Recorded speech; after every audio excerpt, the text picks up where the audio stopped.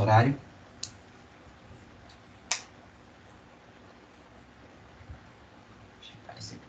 Pronto. Galera, oficialmente bom dia, estamos gravando. Stefano, se eu fosse colocar, acho que pegando os filósofos que eu gosto, eu chamaria um filho meu de Rawls ou de Habermas. Não é isso, Ricardo?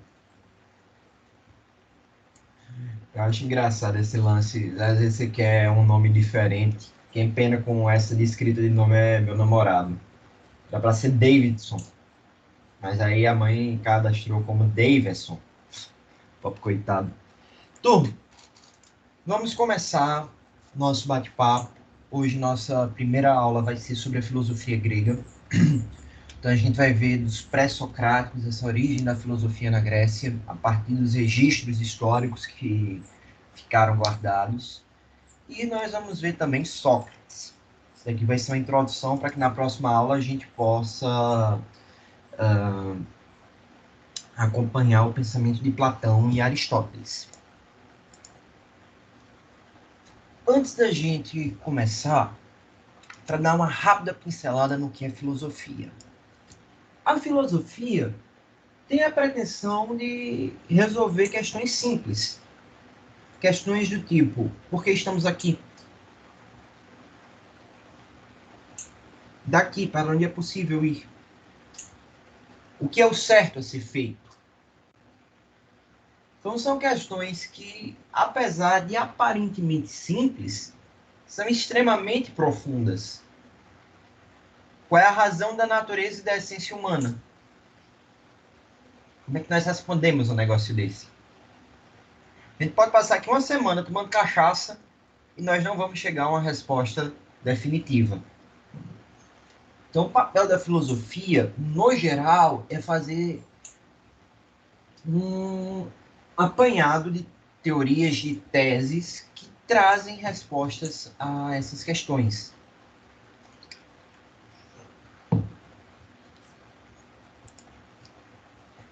Uma coisa que vai se fazer presente, nós vamos ver entre muitos teóricos, é a presença de uma dialética.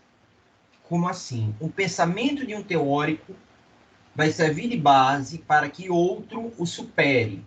Então, se a gente pensar aqui na Grécia, o pensamento de Sócrates vai ser questionado e revisto por Platão. O pensamento de Platão vai ser questionado e revisto por Aristóteles.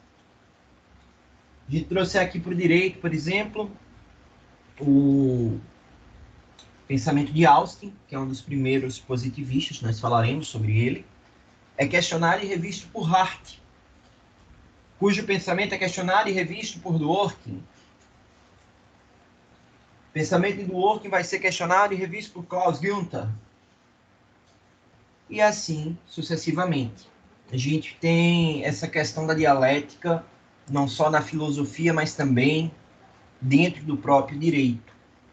Isso traz para a gente a figura da filosofia do direito. E a filosofia do direito responde para a gente uma pergunta também de ordem muito simples. O que é direito? E daí vem aquela árvorezinha. O que o direito deve fazer, o que é justiça, o direito deve se pautar pela justiça, qual deve ser a relação entre direito e moral, o que torna o direito legítimo.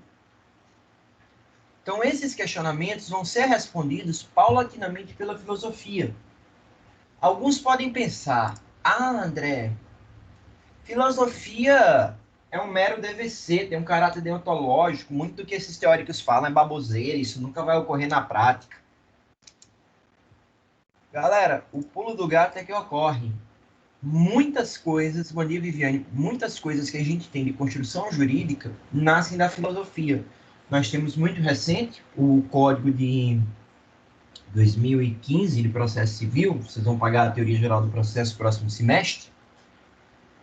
Esse código tem influência muito forte em alguns aspectos da teoria de Ronald Dworkin.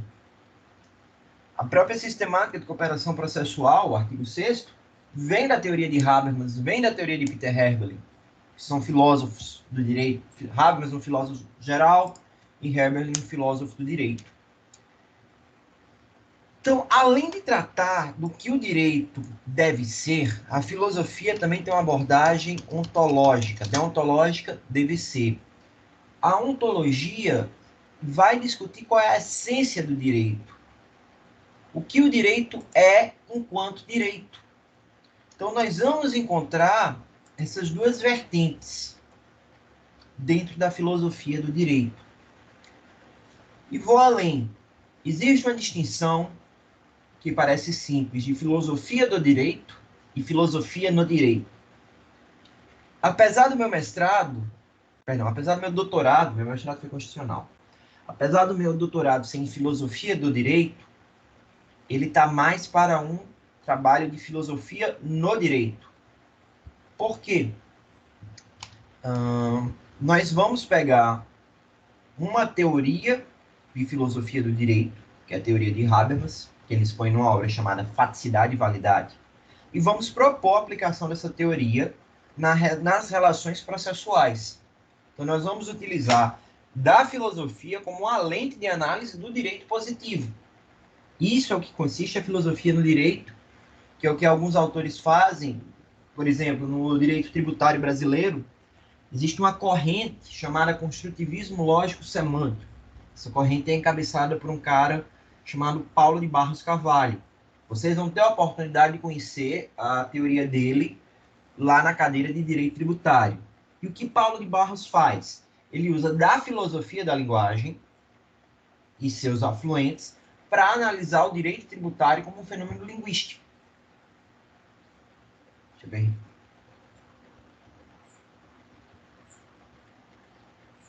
Ricardo e de Perelman, a gente tem muito mais coisa. Se você for pensar na retórica contemporânea, além de Perelman, você tem, aplicando a retórica ao direito, Theodor Wilweg, que também é bastante importante, pai da tópica problemática. E essa parte, inclusive, a gente vai ver em hermenêutica.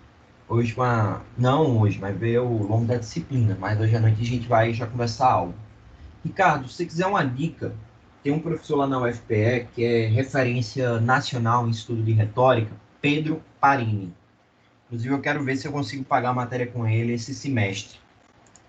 Galera, essa pequena introdução nesse aspecto geral da filosofia, vocês compreenderam? Tem alguma dúvida?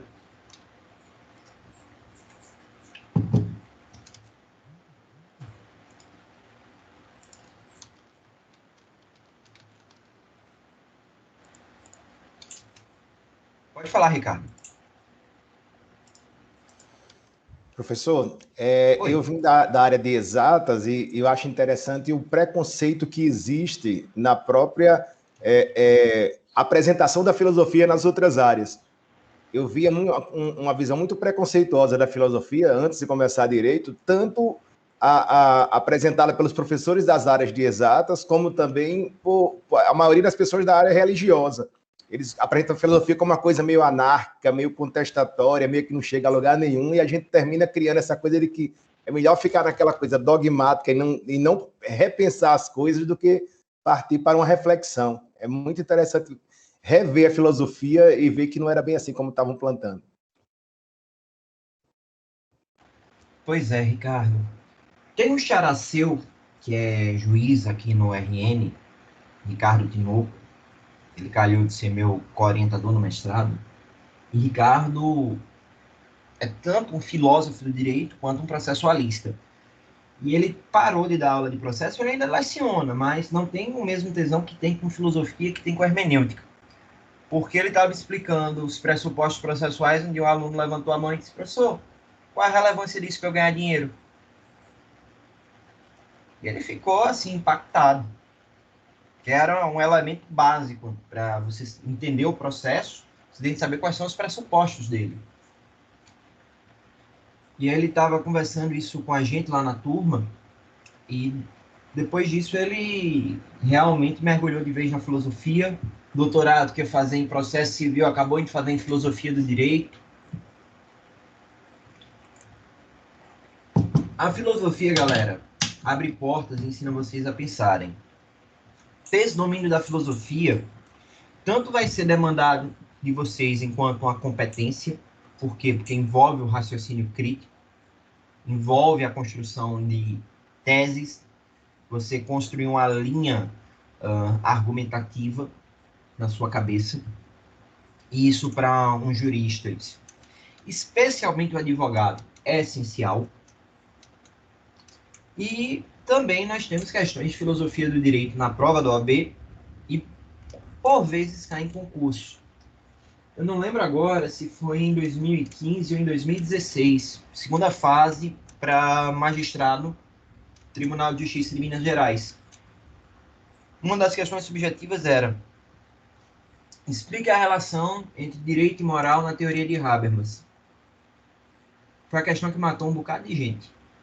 Na época até acusaram a banca de ter colocado essa questão para favorecer algumas pessoas, mas estava no edital. Inclusive, uma curiosidade, se vocês depois pegarem o edital de concurso da magistratura, é algo em torno de 20 páginas só de conteúdo. Porque além de direito, hoje em dia eles exigem que você saiba um pouco de economia, um pouco de psicologia, saiba filosofia, saiba sociologia. Daqui a pouco o concurso da magistratura vai virar que nem o concurso do Instituto Rio Branco, que é o dos diplomatas. Turma, vamos lá. Se nós pegarmos o direito e confrontarmos com a linha do tempo própria da filosofia, o que nós vamos ter?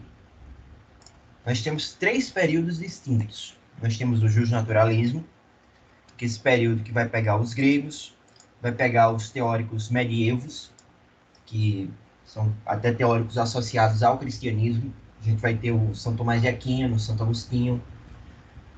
A gente vai passar para os teóricos do iluminismo. Então, a gente vai ter aí Kant, Locke, Rousseau, Montesquieu. Até Kant a gente está dentro do justnaturalismo. Quando nós pensamos ali na modernidade, nos trabalhos, por exemplo, Montesquieu, Locke, o próprio Thomas Hobbes, nós já temos uma aproximação com o positivismo. Esse positivismo vai ser encampado, de fato, do século XIX até o pós-guerra. O momento de morte do positivismo jurídico é a Declaração Universal dos Direitos do Homem, a DUDH. E hoje, na pós-modernidade, nós trabalhamos com o conceito de positivismo jurídico. Se nós formos fazer uma análise assim, bem simples, bem rudimentar, bem tosca em um momento inicial, justnaturalismo, a gente tem uma prevalência do direito, da moral sobre o direito. No positivismo, nós temos o direito como uma lei pura, nós não vamos ter nenhum padrão para saber se essa lei é justa, se essa lei é correta. E hoje, no pós-positivismo, nós temos os princípios constitucionais, nós temos os direitos humanos, e ambos têm como núcleo um componentezinho básico, dignidade da pessoa humana.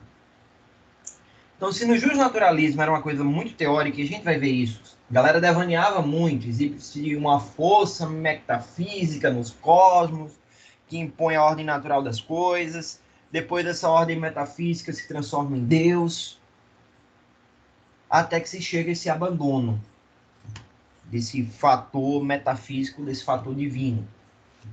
E aí qual é o problema da gente pensar a lei pela lei? O que aconteceu na Segunda Guerra Mundial? O que os alemães fizeram? Quem pode me dizer?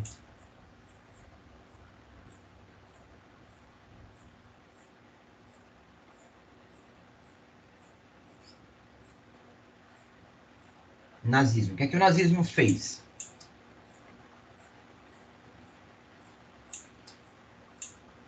Vamos lá, mais alguém, galera? Estão muito caladinhos.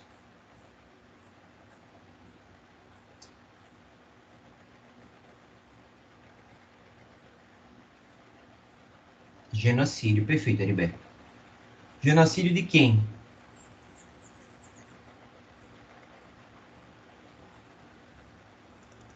Genocídio dos judeus, supremacia de uma raça.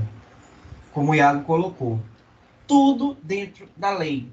Nós não tínhamos na Alemanha, em face dessa abordagem positivista, principalmente por conta de um teórico chamado Carl Schmitt. Então, o padrão de correção do direito estava fora do próprio direito.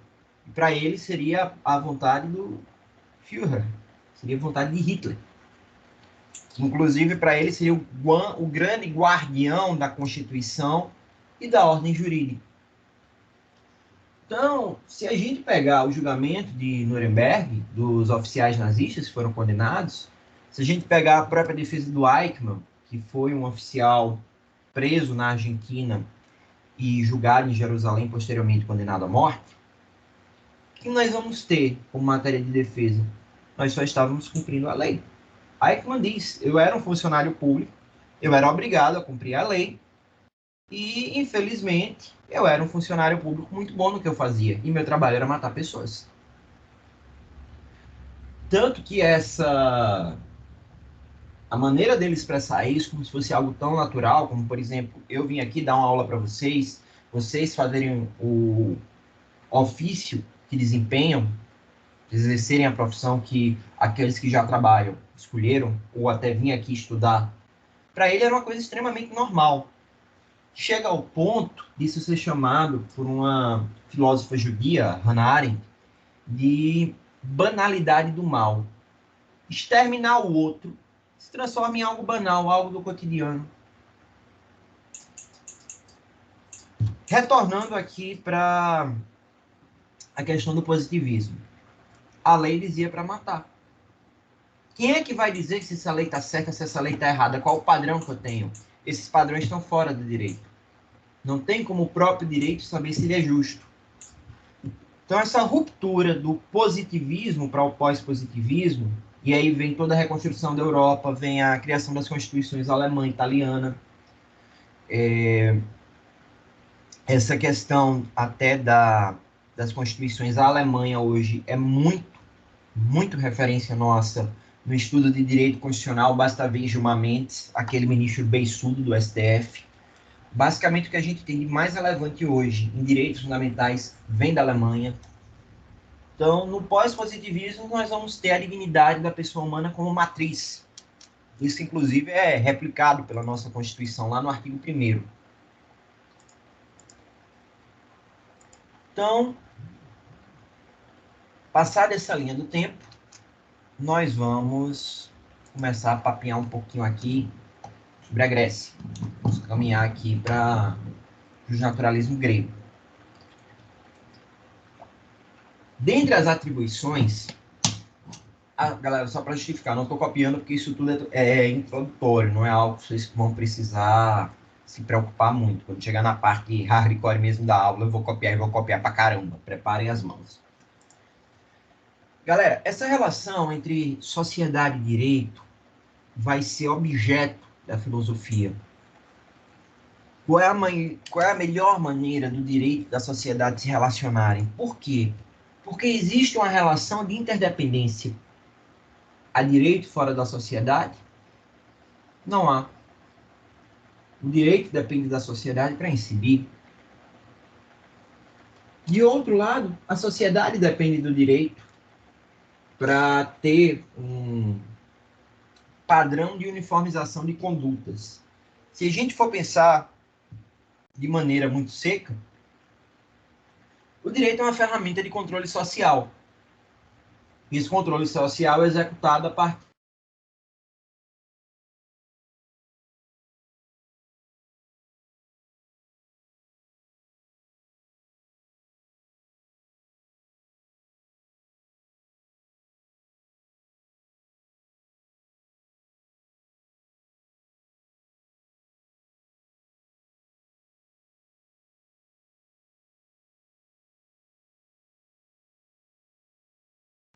Professor, nós estamos sem seu áudio.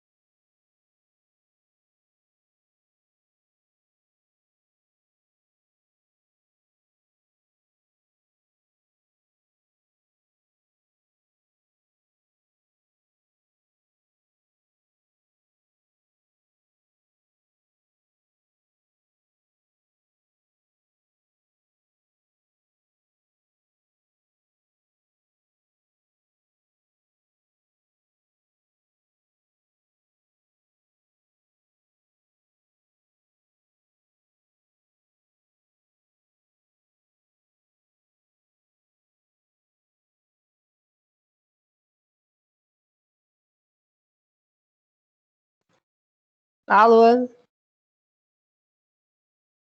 Alô, quer falar com quem? Com o professor, cadê ele?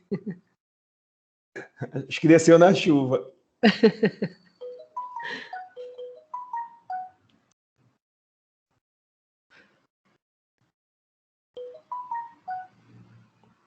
Hello?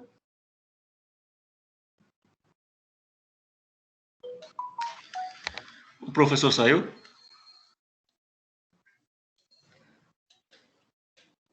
Eu acho Saiu, que acho ele que ele teve saiu para algum entrar de novo. problema. Foi.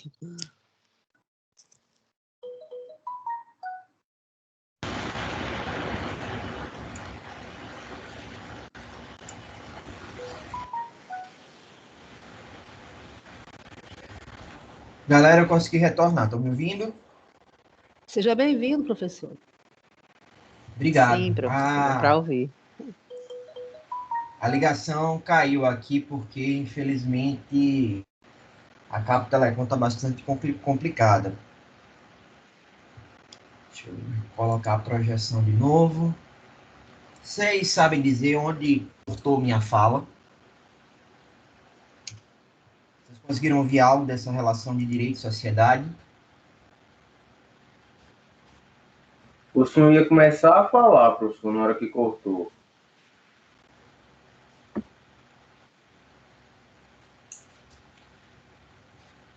Turma, vamos lá.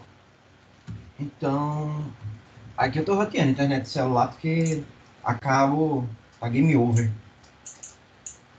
Turma, direito e sociedade tem uma relação de interdependência. Como é que é essa relação de interdependência? O direito vai depender da sociedade. Por quê? Existe direito fora da sociedade? Não, não existe direito fora da sociedade. O direito é uma construção humana. De outro lado, se o direito precisa da sociedade para inserir sua força normativa, a sociedade vai necessitar do direito. E qual é o papel do direito, o papel mais cru que o direito desempenha na sociedade? O direito, não se enganem, é uma ferramenta de controle comportamental. O direito ele vai controlar o comportamento das pessoas como? A partir desse padrão de condutas uniformes que vai ser imposto pela via da legislação, principalmente no civil law, e pela via dos costumes e da jurisprudência lá no campo do common law. Vocês já viram essa distinção de civil law e common law?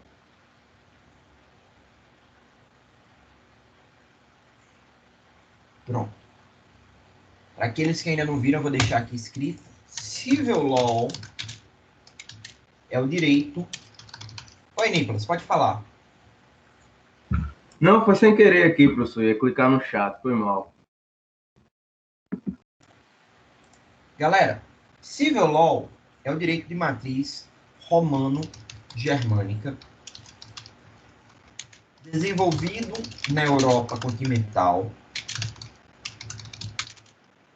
traz como parâmetro a aplicação do direito à legislação. Países que estão no campo do civil law. O Brasil está no civil law. A Itália está dentro do civil law. A Alemanha está dentro do civil law. Do outro lado, nós temos o common law. O common law tem origem anglo-saxã.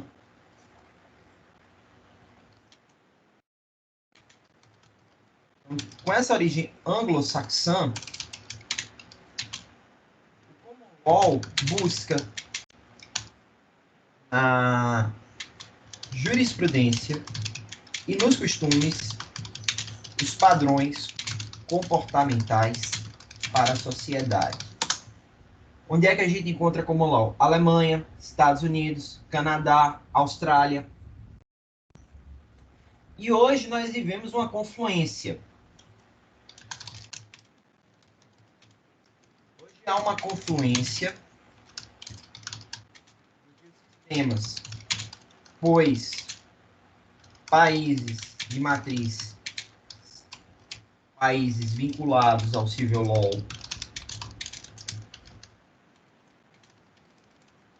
vem incorporando os precedentes. Exemplo, Brasil com o CPC 2015,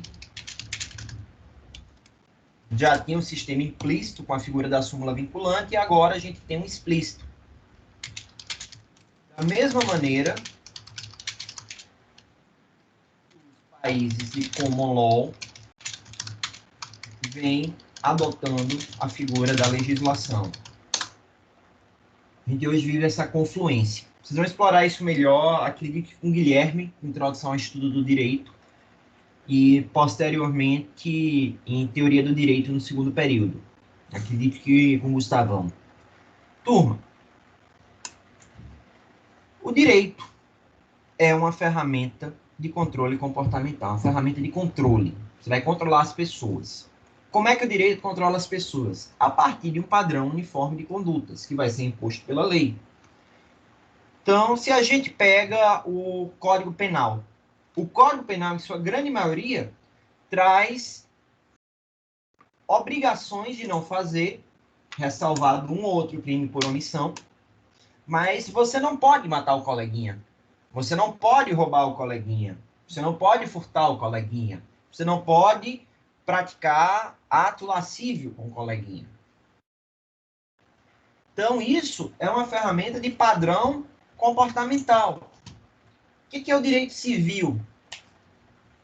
O direito civil ele vai reger as relações privadas. Se você tem uma abertura de autonomia da vontade maior, tem, mas o direito civil também traça os limites até onde você pode ir nas suas negociações, até onde você pode ir na sua vida privada.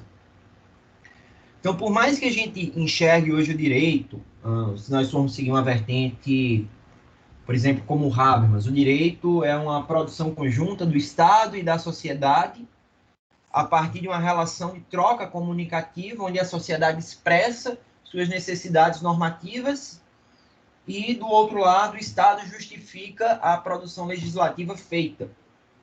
Essa relação cíclica comunicativa. Existe um elemento bonito, o cidadão como coautor do direito? Existe. A problemática do direito entre ser legítimo e garantir expectativas de padrão correspondentes à segurança jurídica, também é bonito, mas não podemos esquecer que a função do direito é controlar comportamentos, controlar pessoas, controlar a sociedade, para que a gente tenha um mínimo de padrão para conviver. Isso é bem até hobbesiano. A gente vai falar um pouco sobre o direito em Hobbes. Vocês vão ver a parte política de Hobbes, acredito, com Gustavão em ciência política. Mas se não houvesse o direito, provavelmente a gente estava se matando.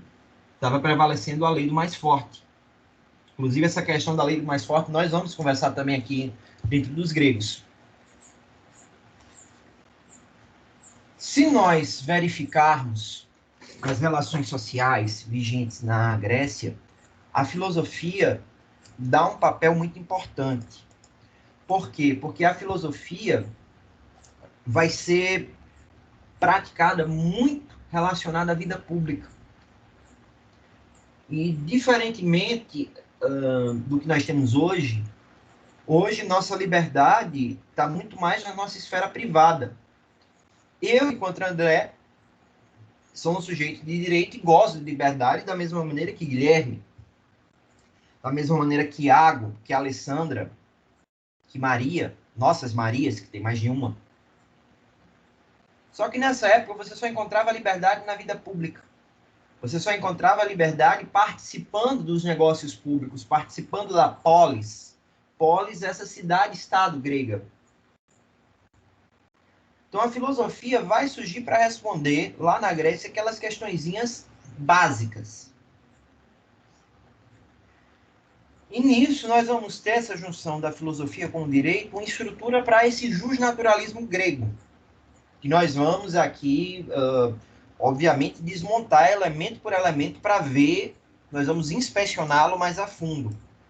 Só que, de uma maneira geral, o que é que a gente vai ter? Essa escadinha. O direito vem das leis da natureza, e a gente vai ver que leis são essas, a ordem natural das coisas. O direito vai ter uma legitimidade porque é anterior à sociedade. O direito natural ele é anterior ao próprio homem. A gente não vai ter qualquer preocupação em relação a parâmetros dogmáticos de aplicação do direito. Não há aqui, por exemplo, a figura da hermenêutica.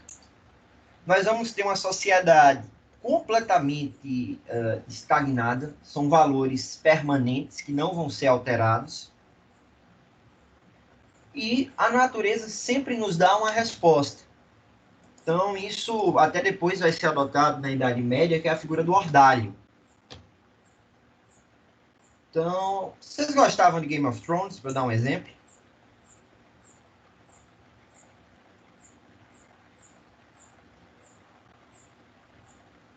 Ou não? Ninguém gostava aqui de GOT? Ordalho, isso, Ricardo. Então, eu vou dar aqui um exemplo geral. Você estava fazendo um julgamento. E você diz, se cair um raio, é porque os deuses estão lhe inocentando. E aí você procura na natureza, cadê o raio? Se o raio não cair, é a vontade dos deuses que você seja culpado. Você vai sofrer a penalidade que lhe será imposta. De outro lado, se na hora que você estiver sendo julgado, cair um raio, além de você ser o cabo mais sortudo do mundo, você vai ser inocentado. Então, dando um exemplo aí bem esdrúxulo. Você poderia pensar isso daí da seguinte maneira. Você colocar 2 guerreiros para lutar. Seria esse exemplo que eu daria de Game of Thrones.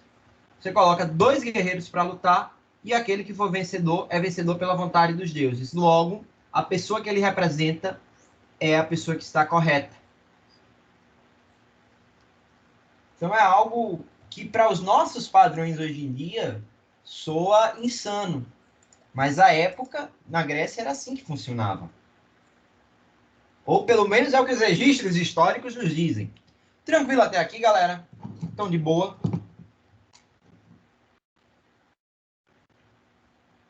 Quer dizer, reza braba, viu, Vitória? E, na época, a gente não tinha a figura do Deus cristão que nós temos hoje. Era todo um panteão de deuses. Então, a reza tinha de ser também múltipla. Porque na época, se você rezasse para um, podia emputecer outro Deus. E aí ter efeito rebote. Também, Ricardo. Também.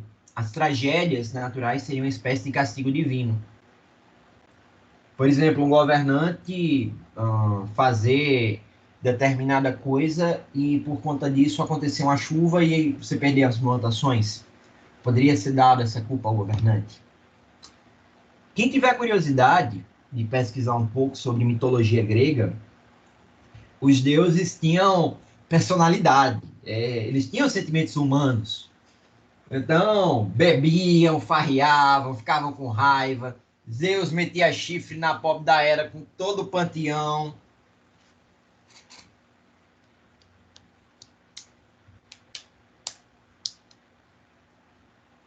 Bom, embora.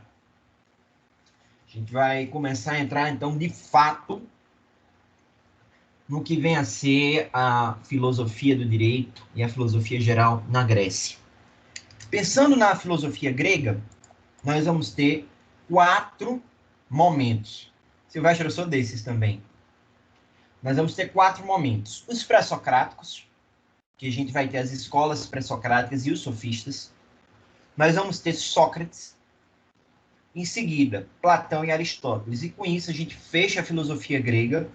E essa filosofia só será retomada na Idade Média por 2 figuras que são Santo Agostinho, que vai retomar Platão e inseri-lo como fundamento para o cristianismo, como fundamento filosófico epistemológico. E São Tomás de Aquino fará o mesmo com Aristóteles. E diga de passagem, quase foi para a fogueira porque o fez. Se nós formos ver etapa por etapa, a primeira menção a uma questão jurídica nós vamos ter em Antígona. Antígona traz esse conflito entre a tensão das leis humanas, das leis morais. Antígona traz o problema da norma jurídica e também traz a questão da desobediência civil. Quem aqui conhece o mito de Antígona?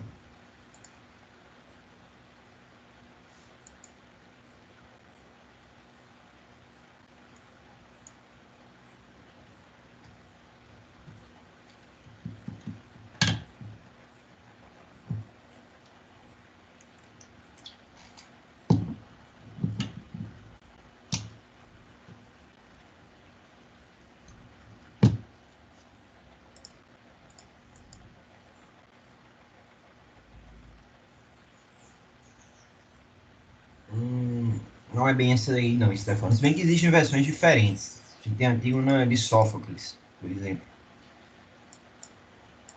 Antígona é uma peça teatral. Antígona é uma mulher. Ela é filha de Édipo rei.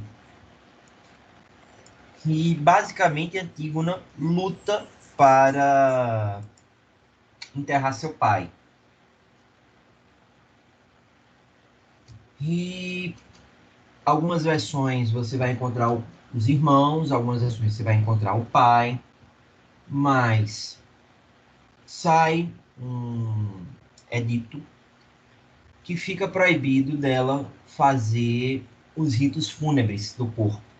E os gregos valorizavam muito esses ritos fúnebres, porque era através deles que a alma da pessoa atravessava o Aqueronte e teria acesso ao outro plano.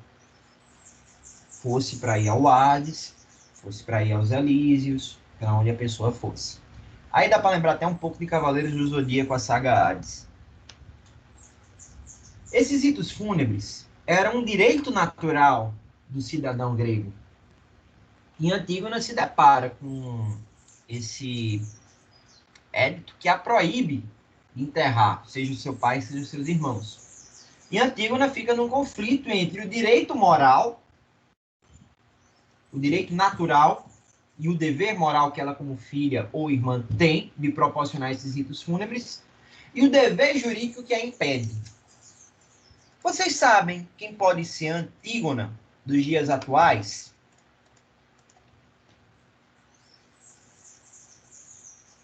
Hoje nós temos um conflito muito grande entre a questão do combate ao tráfico de entorpecentes e ao cultivo e plantio de maconha para fins medicinais. Então, hoje existe uma série de doenças que com o uso da...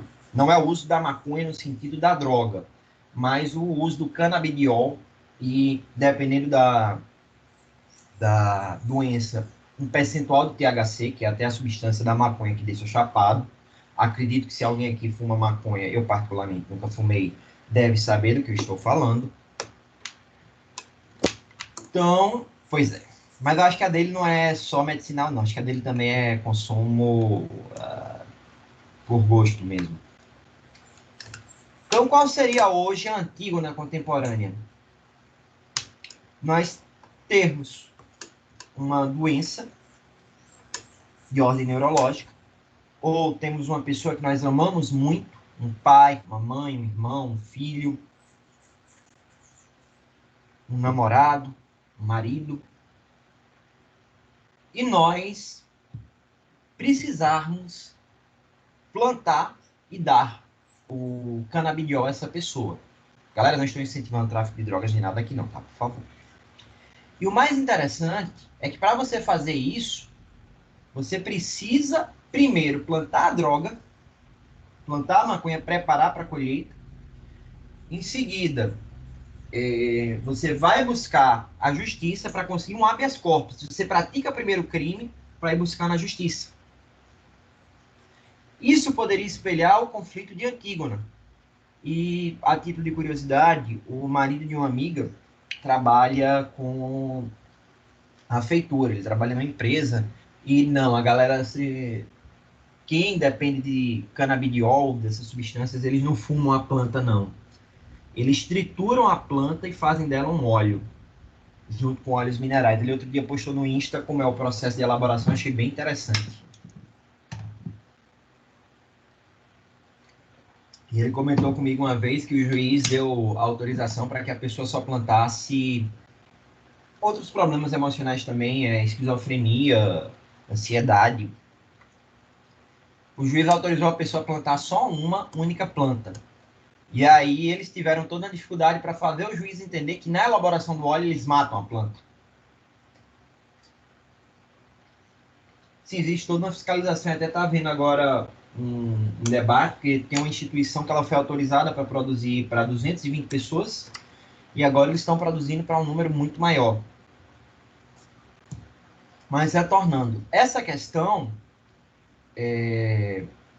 do uso da cannabis, uso medicinal da cannabis, pode ser um exemplo de você ter essa Antígona dos dias atuais. Qual é o desfecho de Antígona? Antígona, realmente, ela seguiu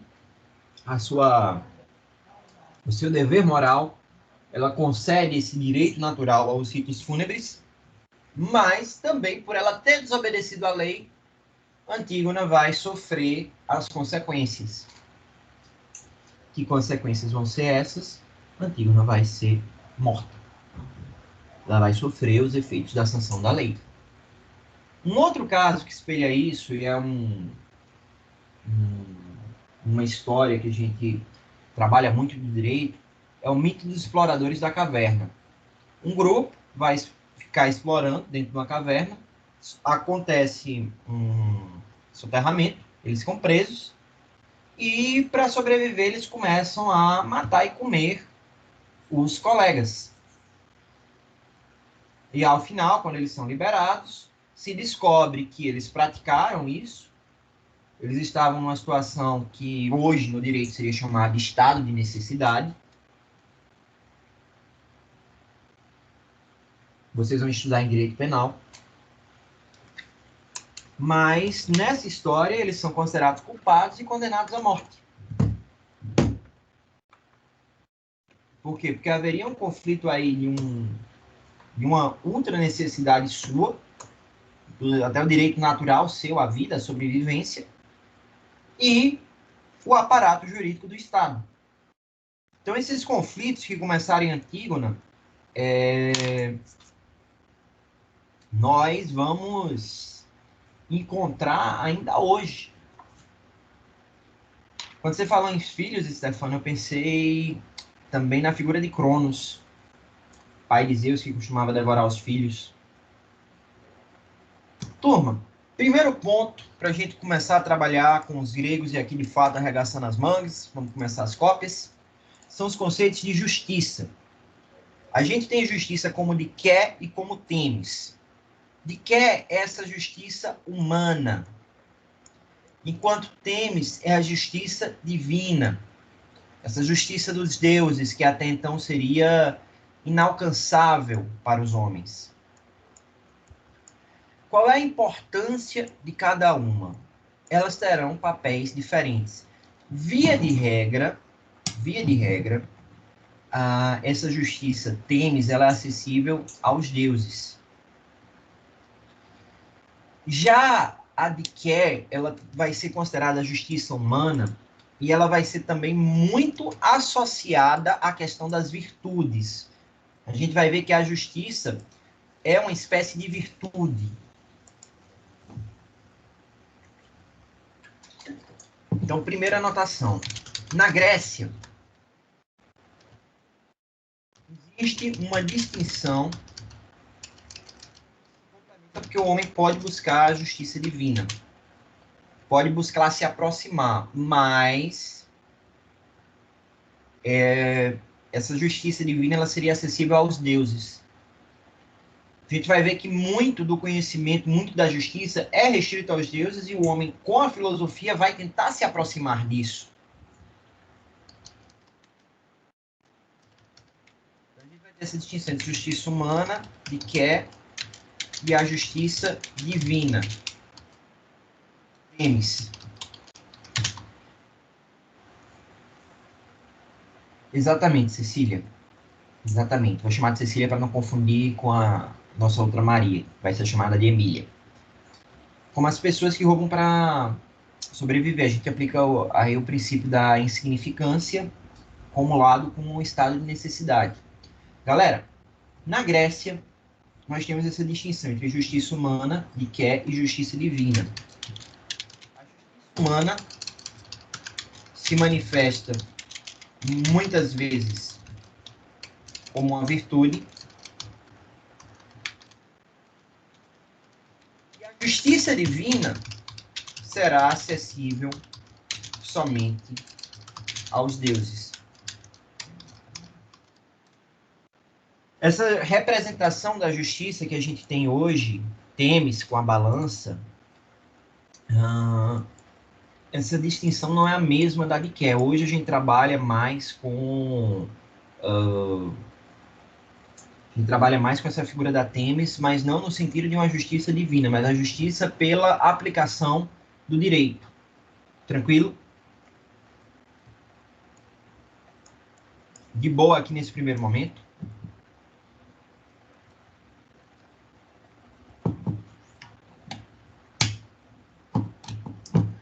Esse significado da Diké, a gente vai ver que ele vai variar um pouco entre os autores que nós vamos estudar. Vai variar entre os pré-socráticos, vai variar de Sócrates, Platão e Aristóteles.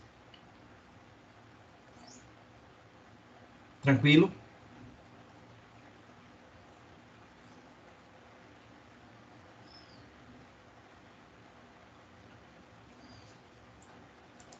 Então, lembrem-se sempre.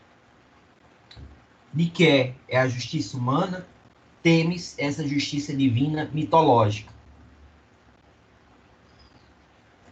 Iago, por que existe uma distinção entre o padrão de conhecimento que está disponível aos homens e o padrão disponível aos deuses?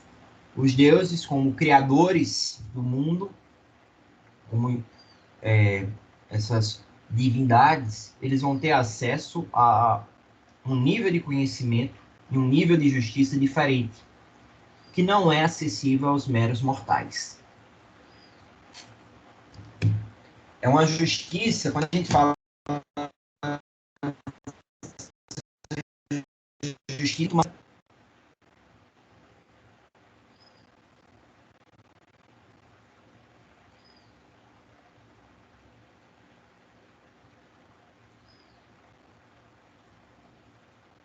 vou repetir.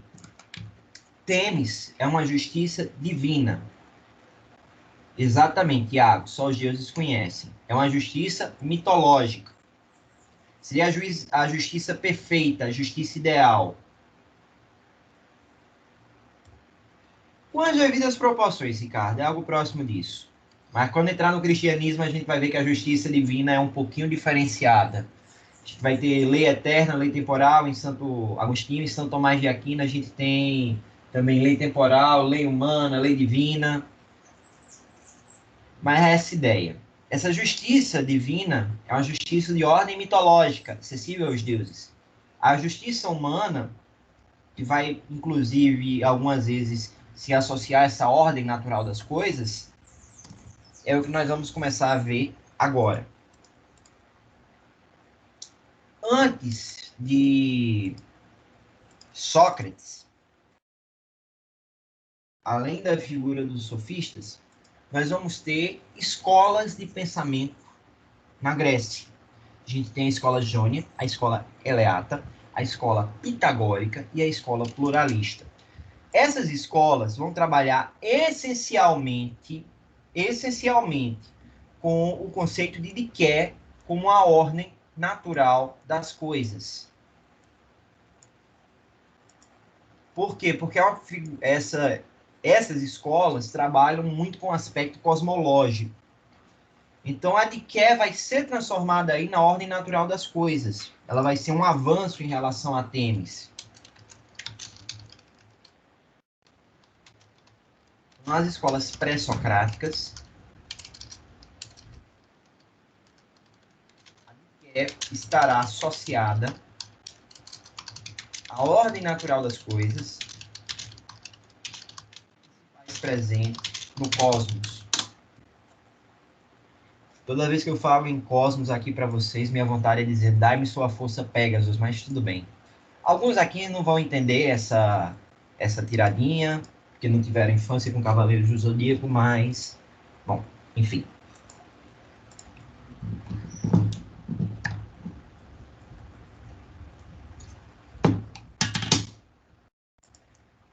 Turma, o que essas escolas vão trazer para a gente de conteúdo? O que é importante nós sabermos dessas escolas?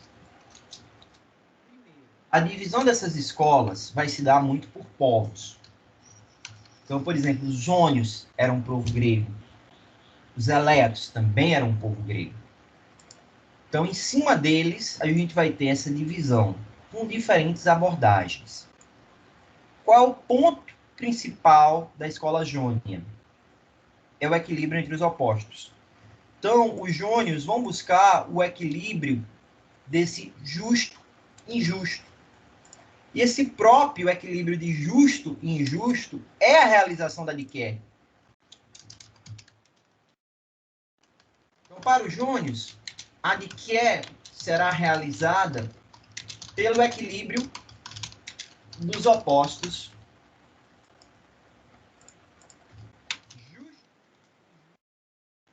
preservando a ordem natural das coisas. É preservar o mundo como ele é. Tranquilo com os jônios?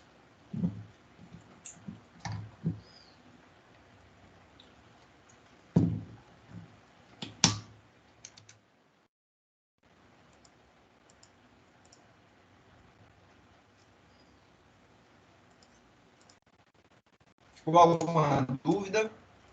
Essa parte é simples.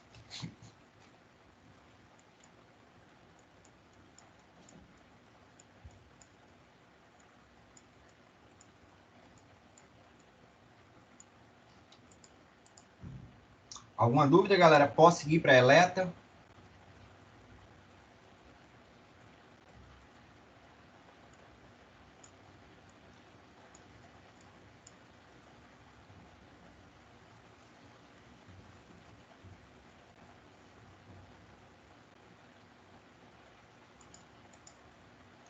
Galera, essa outra abordagem é uma abordagem ontológica. Então, o que o homem vê é somente parte do ser, ele não enxerga essa totalidade. E dentro desse cenário, nós vamos ter a justiça e o destino como exigências lógicas. E o que vai ser essa Diké? Essa Diké, a justiça, vai representar o acesso à verdade. Uma verdade que está além da vulgaridade dos homens. Então, é através dela que nós vamos ter acesso a uma verdade, uma aletheia, que está além da doxa, que seria essa dimensão de compreensão humana. Então, a justiça é o acesso à verdade, a de que proporciona o acesso à verdade. Uma verdade que está além dos homens. Oi, Nicolas levantou de novo a mão?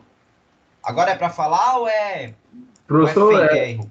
não, o senhor colocou nos jônios, a Diké será realizada pelo equilíbrio. Como é que se daria esse equilíbrio dos opostos, entre justo e injusto, preservando essa ordem? Tipo, não entendi direito. Vamos lá. Como é que a gente vai conseguir esse equilíbrio? Evitando a proliferação de injustiças. Nós não podemos ter mais injustiças do que justiças. A ideia desse equilíbrio é porque tudo está ligado. Para eles, os jônios enxergam um dualismo constante. Qual é o contrário de amor? Quando você não ama alguém, Nicolas, qual o outro sentimento O oposto ao ódio, amor? né? O ódio. Amor e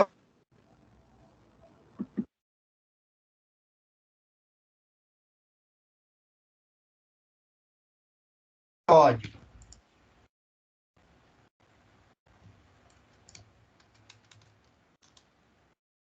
isso, Ricardo. O equilíbrio vai ser uma forma de você compensar e evitar que um ou outro se perpetue. Para os jônios, Nicolas, tudo vai ter um equilíbrio. Então, os homens, para realizar a justiça, eles vão ter esse dever de garantir que nem haja muita injustiça e que também nem haja muita justiça. Isso é bizarro. Mas tudo deve ser equilibrado para a manutenção da ordem das coisas. Para toda injustiça há de ser praticada uma justiça.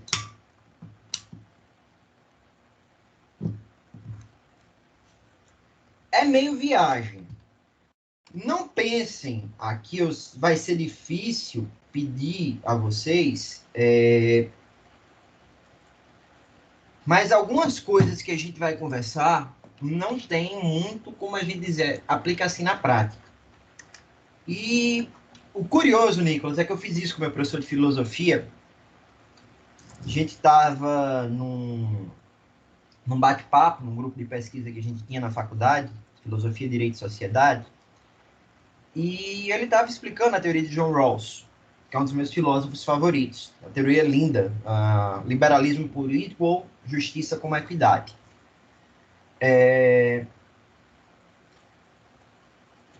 Então, dentro dessa pegada que o Rawls trazia, eu fiz a pergunta a ele: Marco, isso daí é lindo, é foda, eu amei. Como é que a gente aplica isso na prática? Sabe qual foi a resposta que ele me deu? Foi um banho de água gelada. Isso é um problema para vocês do direito, não nosso da filosofia. Nós fazemos a proposta. Cabe a vocês buscar referência na filosofia e fazer a aplicação. Aplica. Mas você vai ter que pensar em como aplicar. E aí, vocês vão me ouvir falar muito nele porque é meu crush acadêmico. Eu estudo Habermas desde 2014. Por que eu escolhi trabalhar com Habermas no doutorado? Porque o desgraçado mostra como aplicar a própria teoria. Então é mais fácil de lidar com ele. Por isso que eu mencionei a vocês a distinção entre filosofia do direito e filosofia no direito. Para aplicar isso, você tem de ir atrás da filosofia no direito. Renato, eu sou adepto de uma visão Wittgensteiniana. Wittgenstein é um filósofo mais difícil de ler. Eu peguei um livro dele, tomei 3 garrafas de vinho e não consegui entender. Então, o que eu sei é superficial, mas Wittgenstein, em um nível epistemológico, ou seja, vai tratar aí da verdade, não existem verdades absolutas. Nós vivemos em um mundo linguístico. Se não fosse a linguagem, nós não estaríamos aqui nos comunicando. Então, a verdade existe nos limites de cada um, nos limites linguísticos do mundo de cada um. E para essa verdade ser uma verdade absoluta, ela teria de estar presente em todos os nossos universos linguísticos. Então, a verdade não é absoluta. A verdade será negociada. Para uma verdade ser absoluta, ela tem que ser a minha verdade, a de Iago, a de Renato, a de Guilherme, a sua, Nicolas, a de Emília, a de Cecília e assim por diante. Manda. Professor, eu sempre que me encontro com essa frase, não há uma verdade absoluta, eu fico, e essa é uma verdade absoluta ou não? Tipo assim, não há como investigar uma alétia verdadeira, assim, objetiva, que apesar de que não haja uma concordância universal, ela o seja pelas evidências que cercam ela? Vamos lá. Essa questão da verdade absoluta ou da verdade não absoluta vem de uma destranscendentalização. Olha o palavrão. Como um amigo meu diz, é o destransamento. Uma destranscendentalização do pensamento de Kant. A ideia de uma verdade absoluta a gente recolhe em Kant. Por quê? Kant, ao nível epistemológico, ele vai dizer que o conhecimento vem da relação sujeito-objeto. Então, o sujeito se apropria daquele objeto para conhecê-lo. Quando a gente caminha para a filosofia da linguagem, principalmente após o giro linguístico pragmático, então a gente vai ter casos aqui como Charles Sanders Peirce, como Wittgenstein, a gente vai ter a própria origem da filosofia pragmática. Essa vertente vai estar olhando a linguagem e seus efeitos concretos. Mergulhando no conceito de jogos de linguagem de Wittgenstein, o que é que nós vamos ter? A ideia de não haver mais uma relação de verdade sujeito-objeto. A relação de verdade se dá entre sujeitos. Sujeito 1, sujeito 2. A maneira que eu enxergo a verdade, eu, André, pelas leituras que eu fiz, e eu não digo pelas leituras que eu fiz no sentido de dizer que eu sou superior a vocês, tá? Porque eu tinha um professor que usava isso. Não, vejam, vocês tinham uma carga de leitura inferior à minha. Pelo que eu li, eu cheguei a uma conclusão, que é a seguinte: a verdade existe na exata medida em que nós conseguimos chegar a um acordo comum sobre ela. E aí, em relação aos outros, eu poderia ter uma verdade negociada a um nível mínimo. Depende do quão normativa é essa verdade, do quanto ela vai influenciar na prática de condutas, de uma normatividade pragmática. Normatividade por quê? Porque ela vai estabelecer um dever ser, e pragmática porque você irá aplicar esse dever ser. Então, como a minha leitura, como a minha visão da filosofia está muito destransada, eu pendi muito mais para esse lado do que para o lado da ideia da filosofia da consciência kantiana, que por sinal morreu virgem, também não transou. Eu sigo essa abordagem. Não existe verdade absoluta. Para dentro desse jogo linguístico pragmático, isso seria um dogma. Um dogma a ser adotado. Seria um ponto que você não poderia questionar. Seria o que a gente chamaria de um paradoxo, que dá sustentáculo a toda a estrutura teórica.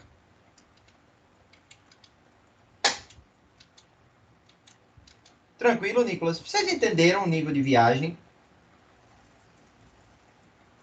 Ou tá de boa, tá dando para entender? Não, deu para entender a ideia do senhor, é porque isso também não dá para se responder em 20 minutos, né? Mas deu para entender mais ou menos o que o senhor pensa, professor. Valeu.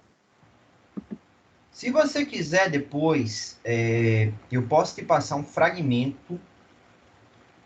Até discuto isso quando eu trato um dos meus livros da abordagem de Habermas. Eu posso te mandar ou mandar um fragmento da minha tese, que eu começo falando nela exatamente disso. Se você tivesse a curiosidade de ver o que é esse elemento dessa abordagem epistemológica. Agora, eu só preciso de um favor. Vocês não podem repassar para ninguém, porque eu estou lascado. Eu perco o ineditismo da minha tese, terei de reescrevê-la. Dá certo, professor. Aí teria que fazer o quê? Mandar o e-mail para o senhor, né? Não, eu posso postar aqui na turma. Eu corto o fragmento do capítulo e coloco aqui. Pronto, dá certo. Se eu puder, não for incômodo. Não, faço com o maior prazer. Galera, eu gosto tanto de disseminar conhecimento que eu postei, mesmo sabendo que eu posso ser processado pela editora, eu postei os capítulos do livro aqui para vocês, que são esses materiais de apoio que estão no sistema. Quando tiver a indicação de leitura do 10 lições, é aquele material de apoio. Podem seguir por ele que está tranquilo, dá bom aqui. Apesar que o ideal é vocês aprofundarem, porque ele é bem introdutório. Gente, então retomando a escola Eleata, ou Eleta, essa escola vai trazer a ideia da Diké como um acesso à verdade que está além dos homens. Então, o homem, em sua vulgaridade, na sua compreensão de mundo, que a gente vai chamar de doxa, não tem acesso a uma verdade plena. Então, esse acesso à verdade plena, a aletheia, vem pela Diké.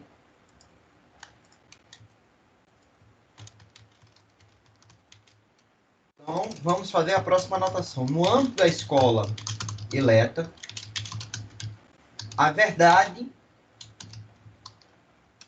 aletheia, vem através da diké, da justiça, que traz elementos que estão além da compreensão vulgar do homem. Essa compreensão vulgar é a doxa. Vejam que esses conceitos de justiça, eles não estão nem um pouco relacionados com o que a gente pensaria de uma aplicação justa do direito. Está ao largo disso. A verdade aqui é muito mais no sentido e a justiça de você conhecer o mundo além das suas fronteiras. Além do que a sua vulgaridade, a sua pequenez lhe permite conhecer. Tranquilo? Por que isso? Porque pela doxa você só tem acesso à parte do ser, você não tem acesso à plenitude do ser, que só vem com a aletheia.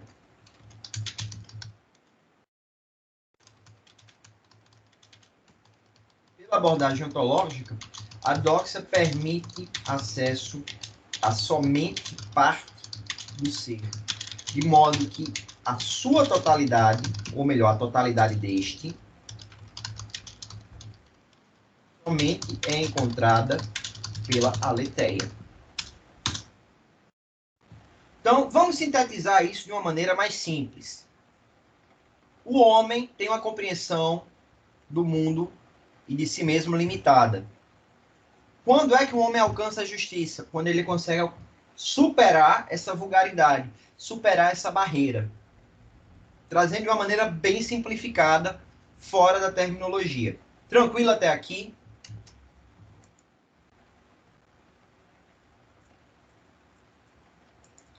Vocês estão acompanhando?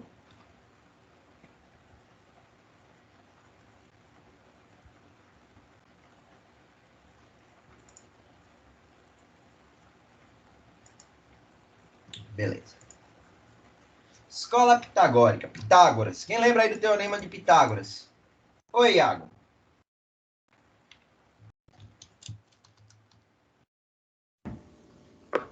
Bom dia, professor. Bom dia. O senhor pode repetir, por favor, sobre a escola Eleata? Ficou um pouco, não ficou claro, não, para mim, não. Tá. Deixa eu só responder, Renato. Show. Obrigado. Renato, a doxa é a compreensão que o homem tem do mundo. Vamos aqui passo a passo. Escola Eleata trabalha com uma abordagem ontológica. O que é uma abordagem ontológica? É o estudo do ser. Primeiro ponto, para a gente considerar, é o estudo do ser. O homem consegue ter acesso à plenitude do ser? Ele consegue enxergar o ser em sua totalidade? Não. Por quê? Porque a compreensão do homem está associada à doxa, que é essa compreensão limitada do ser, essa compreensão vulgar do ser. Como é que o homem consegue compreender na plenitude o ser? Pela aletheia. Essa verdade que está além da compreensão humana. E o que é a justiça? É você alcançar essa verdade. É basicamente isso que eles propõem. A justiça vai ser considerada um pressuposto da análise ontológica do ser. Essa ontologia do ser vai depender da justiça para ser realizada. Consegui esclarecer?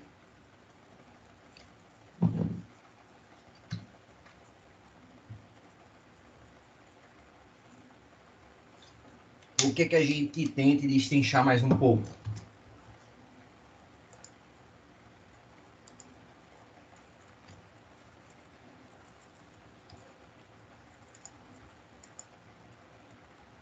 Pensem nisso, galera. Pensou na Eleata? Pensa na visão de mundo. Pense em como o homem vê o mundo. O homem vê o mundo a partir de sua própria visão.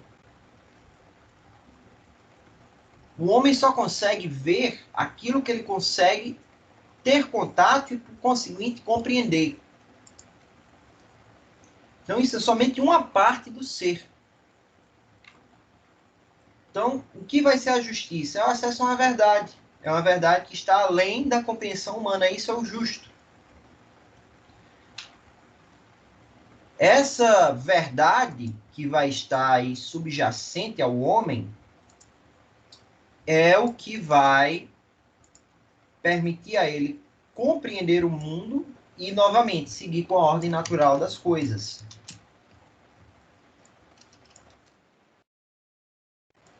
Guilherme, eu copiei ali em cima. Deixa eu colocar aqui de novo. Vou complementar.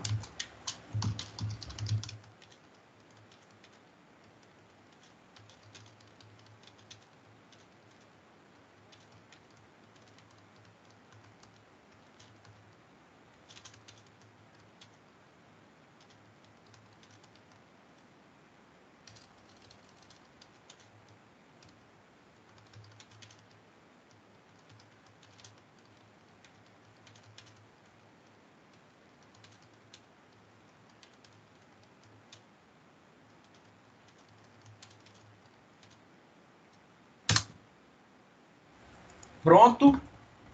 Esclarecidos?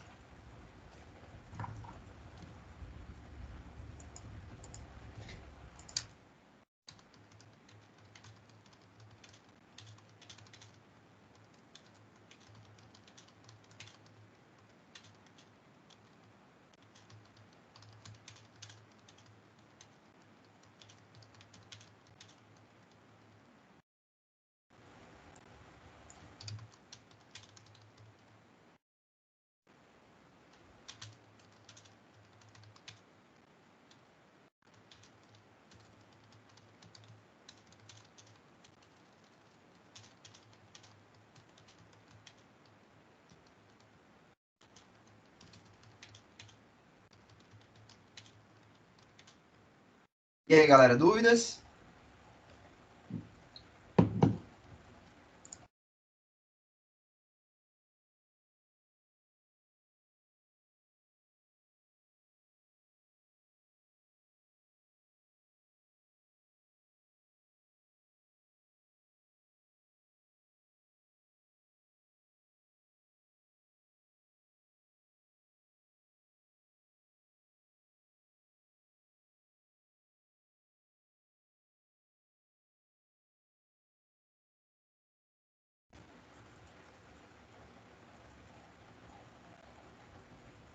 Pela justiça ela se tornaria acessível, Iago.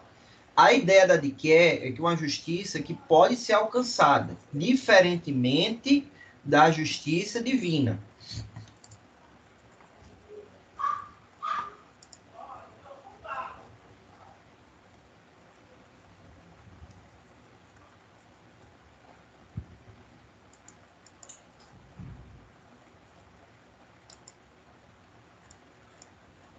Galera, podemos seguir?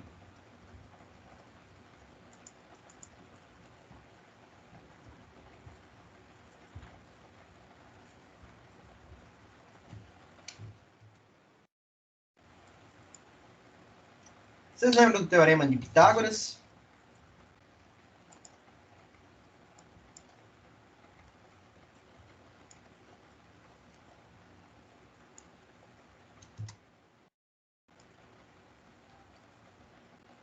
Pitágoras é um matemático. E a análise que ele faz do direito é matemática. Dentro dessa análise matemática, ele vai trabalhar muito com a figura das tétrades. Quem é músico conhece essa expressão, as tétrades, os acordes com sétima. Iago, porque naquela época não tinha Netflix, não tinha Facebook, não tinha porra nenhuma para você fazer. Então você fazia isso para passar o tempo. Galera, Pitágoras vai tratar das tétrades como as formas perfeitas. Por que ele vai tratar da tétrade como uma forma perfeita? Porque elas expressam a igualdade. A gente vai ter uma expressão aí de igualdade, e essa igualdade vai ter uma certa influência. Por quê? Porque ele vai trabalhar com a DQE, algo próximo do que nós vamos ver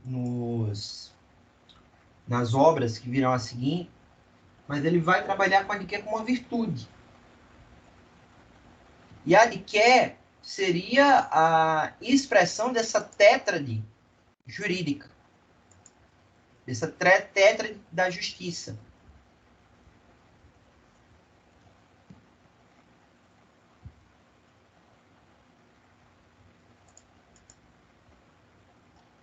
Então, da mesma maneira que as tétrades, enquanto forma perfeita, explicam, expressam, simbolizam a igualdade, a justiça, como virtude principal, fará o mesmo. É uma análise matemática. André, o que vai ser a tétrade? Tétrade vai ser o número 4. Para ele, o número 4 é o número perfeito.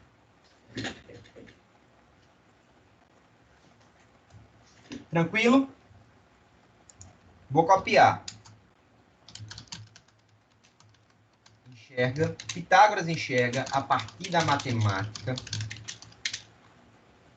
as tétrades. Onde é o acento de tétrade?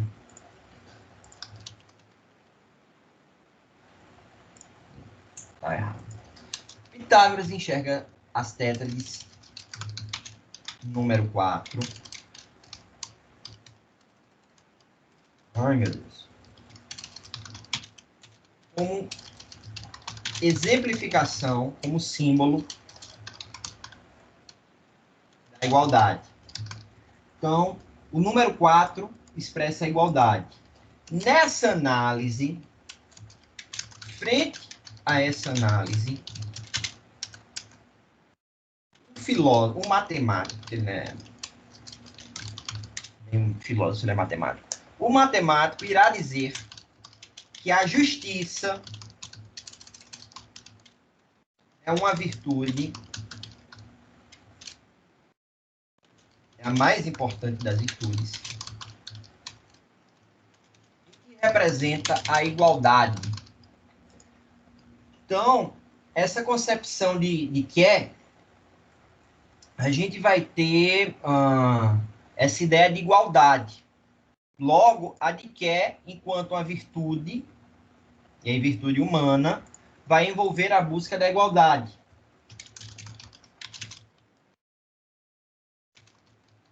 Envolve a realização da igualdade.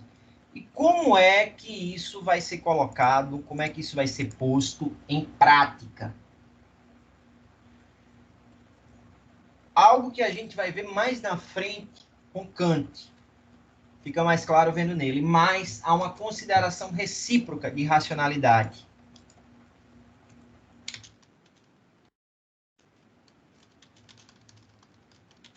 Essa consideração recíproca de racionalidade. Eu reconheço o meu semelhante como um ser livre e racional.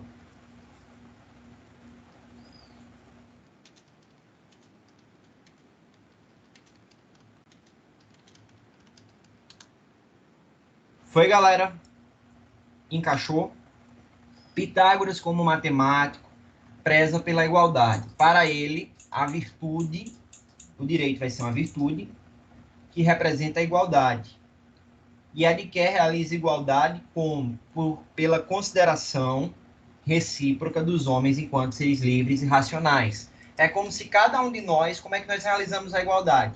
Eu vou considerar Alessandra, Aline, Aniel, Arthur, Franco, Georgia, Graziele, Guilherme, Heriberto, Jefferson, Jussara, Luciano, Cecília, Emília, Natália, Nicolas, Paulo, Rayane, Renato, Ricardo, Rosemary, Silvestre, Stefano, Vitória, Yasmin, Vitória Santos, Viviane, William e Iago como seres livres e racionais. E, obrigatoriamente, vocês têm de considerar a mim e aos seus outros pares também como seres livres e racionais. Isso é a expressão da igualdade. Beleza? Beleza de Creuza?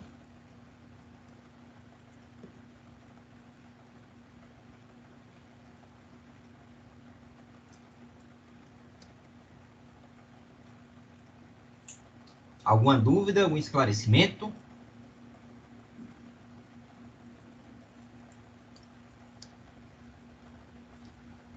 Eu vou terminar com vocês a parte da escola pluralista e vou parar um pouquinho para ir beber água, porque eu já esvaziei minha garrafinha. Eu já tomei 1 litro d'água nesse início de aula.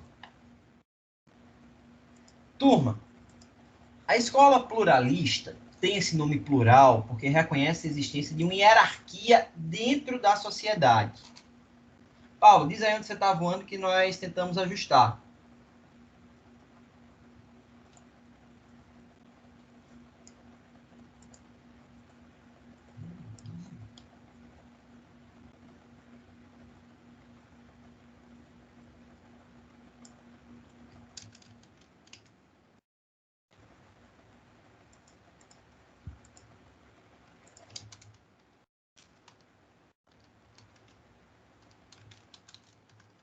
Explica aí, Paulo. A parte que você está voando que a gente tenta dar um suporte.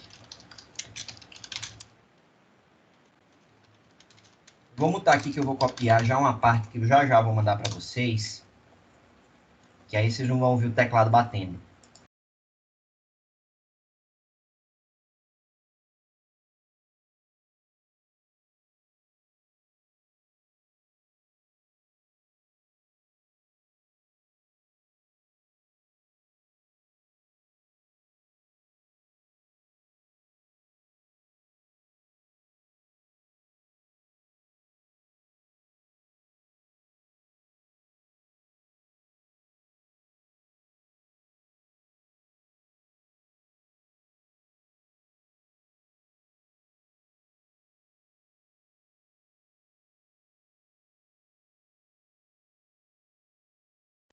Eu muto porque, às vezes, meu teclado, quando eu quero digitar rápido, acreditem, vocês não aguentam. É algo aí na casa de 100, 110 palavras por minuto. Galera, escola pluralista. O que a gente vai ter? O nome pluralista vem de existir dentro da sociedade uma hierarquia. Então, nós temos, por exemplo, dentro da polis, dentro da cidade-estado grega, vamos pensar dentro de Atenas, eu tenho um homem sábio, um homem mais sábio, que dá conselhos. Eu tenho o chefe, que vai garantir a ordem. Eu tenho os próprios cidadãos gregos, que vão submeter essas duas figuras. E abaixo dos cidadãos gregos eu tenho os escravos. Então, a sociedade grega, escravos e mulheres, que a mulher não era uma figura muito benquista, era basicamente para fins reprodutórios. Não que eu concorde com isso, meninas, por favor. Como havia essa estrutura hierárquica, a escola pluralista prega que a justiça nasce do respeito a essa hierarquia. Por quê? Porque o respeito a essa hierarquia é o que mantém a polis unida. Polis, novamente, é a cidade-estado. Vamos pensar em Atenas, vamos pensar em Esparta. Esparta. Então, pensou na polis, pensa que há uma hierarquia. Pensa que essa hierarquia deve ser preservada para que a polis mantenha unida. Pensou na preservação dessa hierarquia, você está pensando na escola pluralista e sua realização de justiça. De acordo... Quando eu dou aula presencial e vocês fazem barulho, eu às vezes mando vocês calarem a boca com gutural. É bom porque o povo fica todo com medo.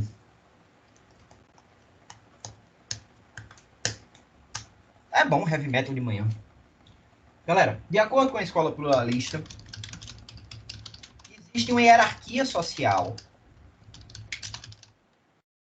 Sábios, chefes, cidadãos gregos, mulheres e escravos. E essa estrutura social mantém a polis unida. Por isso que a gente fala que essa hierarquia é o cimento da polis. A justiça é realizada com a preservação e manutenção dessa hierarquia. Determina o lugar e o papel que cada um desempenha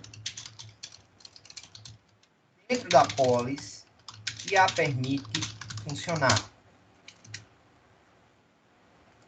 E aí, se nós fôssemos fazer uma síntese, se a gente fosse sintetizar o visto até agora, a gente teria isso daqui. Foi o que eu parei para copiar.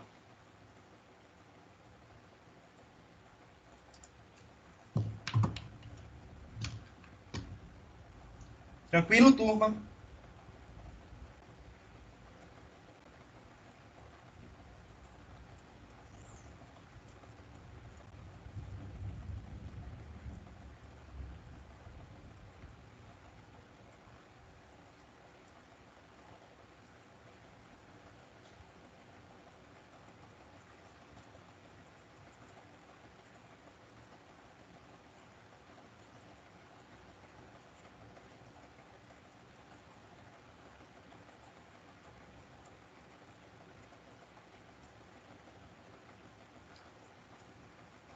E aí, compreenderam? Dúvidas? Manda, Ricardo.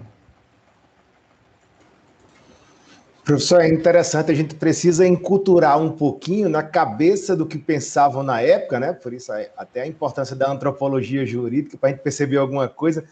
Por que é que se falava e não se admite hoje, né? Essa coisa da a mulher como um ser que não podia decidir, a própria cultura da escravidão, mas esses seletismos falava muito em justiça, tinham teorias belíssimas com relação à igualdade, mas na prática eles eram excludentes, extremamente concentravam no ponto, né? Vamos lá.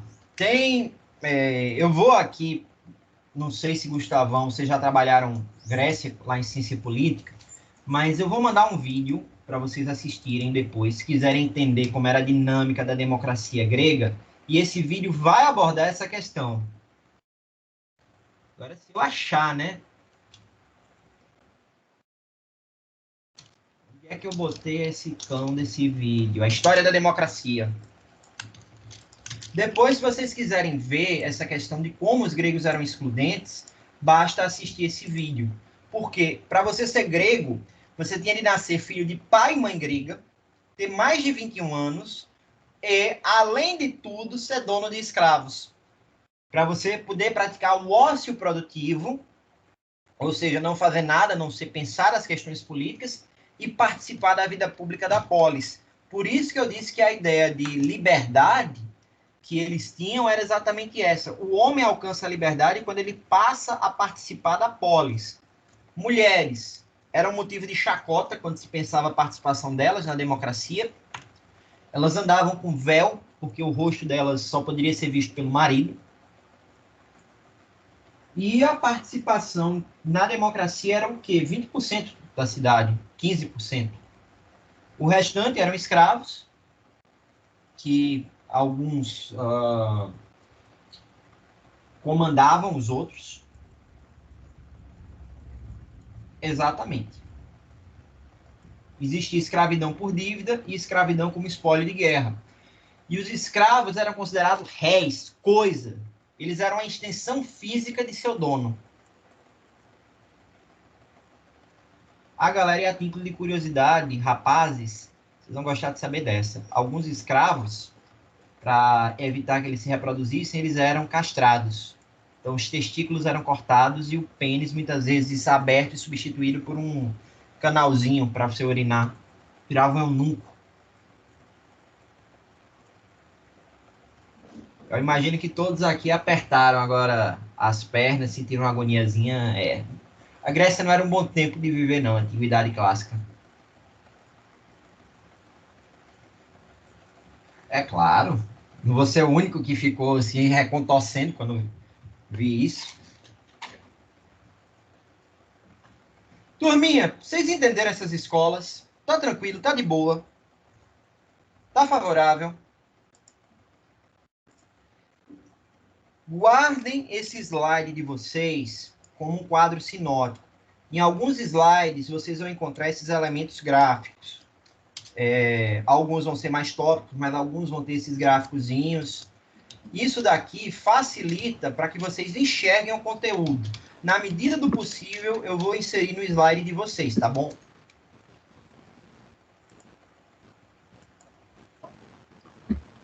Oi, Nicolas, quer falar? Tá com o mic aberto? Foi sem querer, é porque o mouse do computador fica passando aqui, às vezes eu clico, o bicho tá meio... Foi mal, professor. Não, sem problema. É porque aparece para mim quando vocês abrem o microfone. Eu já fico, eita, vamos ter bate-papo, vem dúvida aí. Turma, vamos seguir então. Existe uma passagem antes da gente chegar em Sócrates. Essa passagem é dada pelos sofistas. O que eram os sofistas?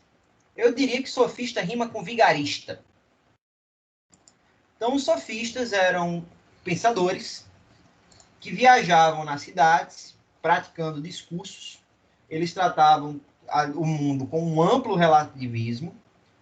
E, a partir desse discurso, desse elemento retórico que eles tinham, eles conseguiam cativar o público e, ao cativar esse público, eles conseguiam estudantes. E esses estudantes, obviamente, os remuneravam. Algo como o estelionato acadêmico, se a gente pudesse chamar o que os sofistas faziam. E a despeito dessas críticas que a gente possa fazer, os sofistas deram uma deixa interessante. Rolando Lero, perfeito. O que os sofistas fizeram? Eles afastaram a ideia de Temis e se apropriaram da ideia de Diké. Como é que eles vão afastar Temis e por que eles vão afastar a ideia de Temis? Porque a ideia da justiça como Diké, como lei, é uma libertação humana da barbárie. Barbárie essa que é imposta por Temis. Vou tentar explicar melhor. Para os sofistas, a lei era uma ferramenta de libertação humana da barbárie. A justiça humana, viabilizada pela Diké, se afasta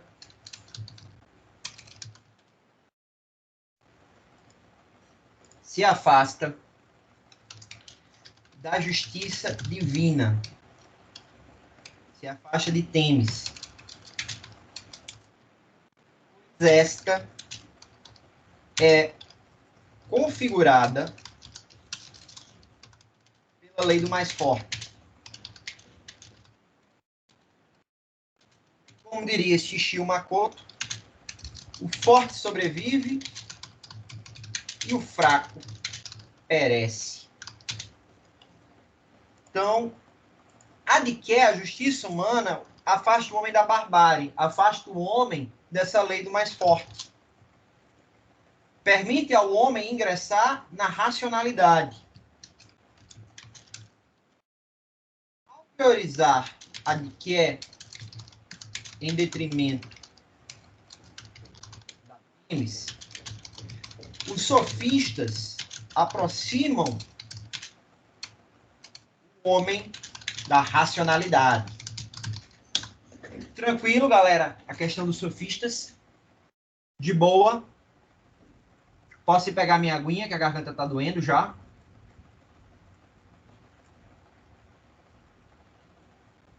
E vai servir como uma espécie de intervalo. Dentro de uns 5 minutinhos, a gente retorna. Vou deixar mutado. Até porque Samantha, se quebrar alguma coisa, você não ouve os gritos que eu vou dar nela.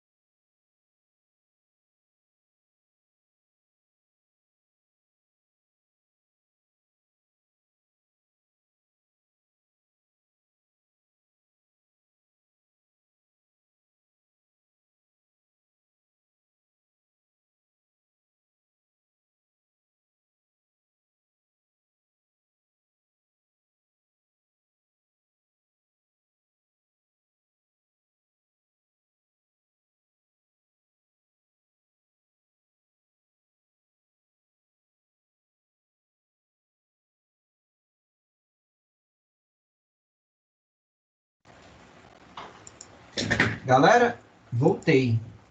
A aula da gente vai até 11 horas só. Acredito não. Exatamente, professor, até às 11. Que merda. Eu tava preparado para ir até meio-dia com vocês. Falha minha. Então vamos fazer o seguinte. A gente corta aqui e pega Sócrates na próxima aula. Pode ser? Se o senhor quiser chegar até umas 11h30, se a turma concordar, por mim eu fico. Aí fica a critério de vocês. O que vocês preferem? Vocês querem... A gente pode estender da Sócrates ou se a gente pode fazer próxima semana. Assim, quanto a cronograma, não tem problema. Vocês têm um cronograma que está tranquilo. Eu não estou tão preocupado como eu estou, por exemplo, numa turma da noite, que eu estou com um bocadinho de assunto para dar, que é muito maior que o assunto de vocês, quase 100 dias. E no planejamento colocaram 3 conteúdos gigantes para dar em uma única aula. Então a gente deixa para a próxima semana. Eu vou encerrar então a gravação.